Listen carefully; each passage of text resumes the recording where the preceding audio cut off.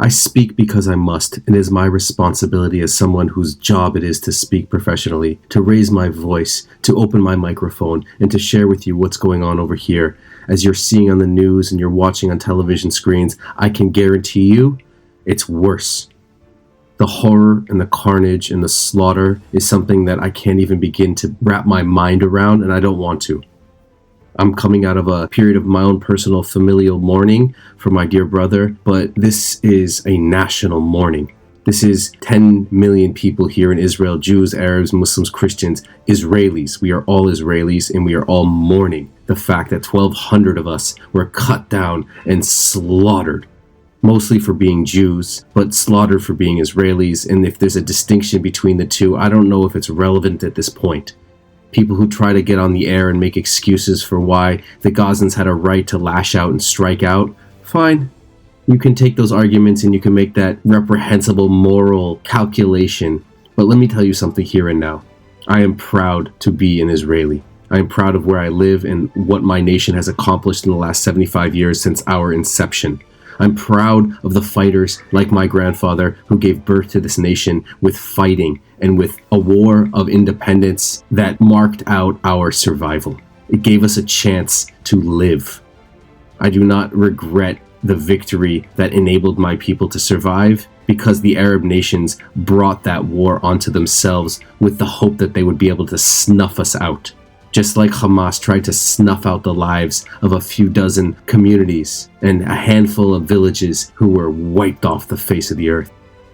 And so my nation has to decide for ourselves in the coming days what that means for us as a collective entity, what the Jewish people, the Israeli people will do as a response to the enemies who smacked us around and killed our children and raped our daughters. What will we do as vengeance?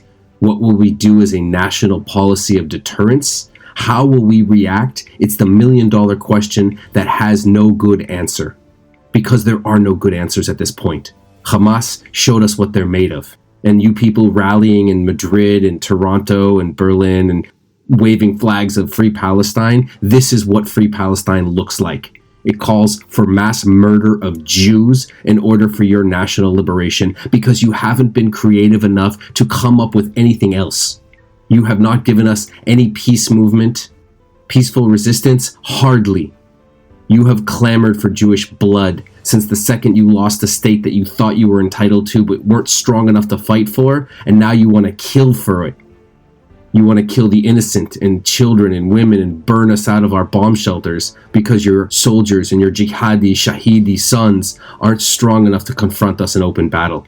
You struck a blow. If that's what brings you pride and honor, then I weep for your pitiful excuse of a peoplehood. If that's the strength of Palestine, then you don't deserve a nation. You deserve what you get. I weep for children in Gaza because they have pitiful leadership. Sad, sorry men who hide in Qatar in their high-rise luxury apartments, sending other men to die on their behalf. You prey on the weak and the pitiful. That's what you've become. My nation is strong. People are out tirelessly volunteering and donating blood and giving rise to hope and for fighting our enemies with a fury like you have no imagination what's coming for you. My anger will subside and my sorrow will slowly retreat, but my nation will never, ever let thugs and murderers take advantage of Jews once again. We are here to stay.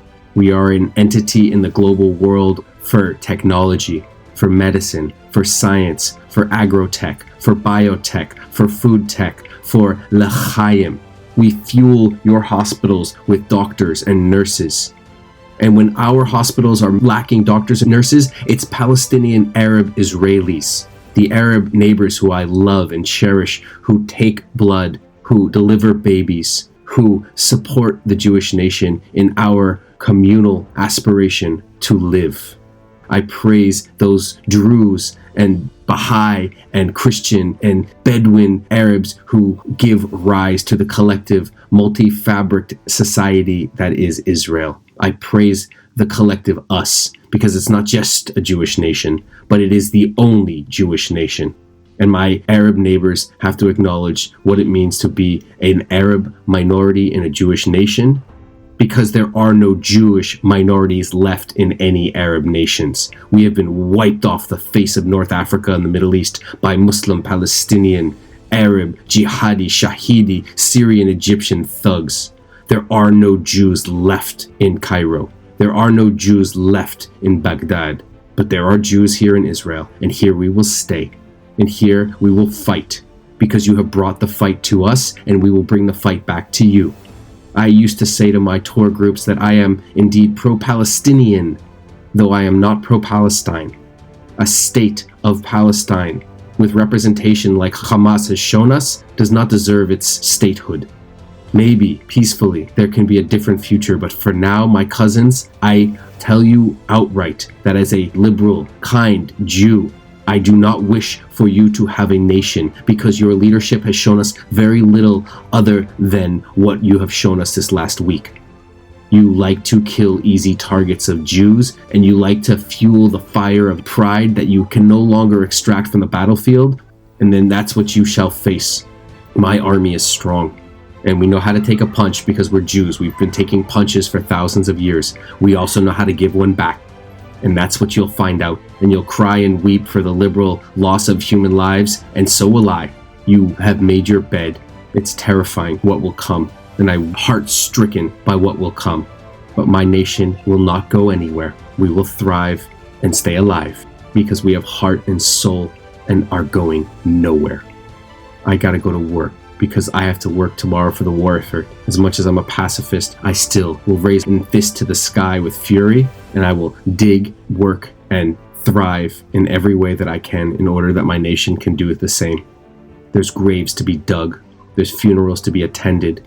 There's posts on Facebook like this one that need to be spread so that everyone can understand what these monsters are made of, and that when you're cheering for a free Palestine, unfortunately for now, their national movement does not deserve to have its rallying call answered until Hamas is eliminated. And then we can see what leadership you have to put forth that can possibly represent the aspirations of a nation that has been quieted under the brutality of its own inept leadership.